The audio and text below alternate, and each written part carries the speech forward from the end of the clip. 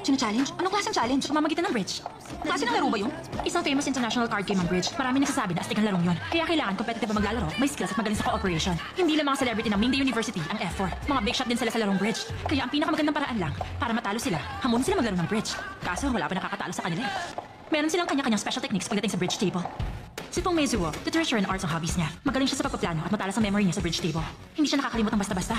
Mahilig din siya makipagbiruan. At dahil sa sense of humor niya, nililibang ng jokes niya ang mga kalaban. Kaya natatalo niya ang mga ito ng ganung scheme.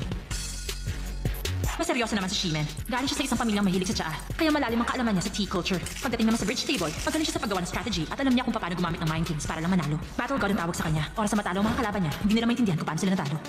Isa namang musical genius si Wazale. Perfect ang pitch niya at magaling siyang tumugtog ng iba't ibang instruments. Every year, maraming musical scholarship ang napapanalunan niya. Sa bridge table naman, palagi lang siyang kalmado to the point na naiilang na ang mga kasama niya. Hindi mahalaga kung maganda o hindi ang cards na hawak niya. Maraming nagsasabing napaka-observant ng mata niya. Madali niya nahuhuli yung card tricks ng kalaban niya. May mga nagsasabing kapag initian daw niya ang kalaban niya, napipilitan silang ipakita sa kanya ang cards nila.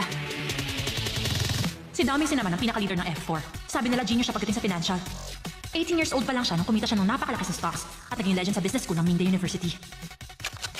Aggressive siya pagdating sa bridge table. Kakaupo pa lang ng kalaban niya, nai-intimidate na sila sa kanya kaya nagkakamali sila sa pagtira. Kahit gaano pa kagaling, siguradong talong-talong ang mga sa lalaban sa kanya sa larong yun.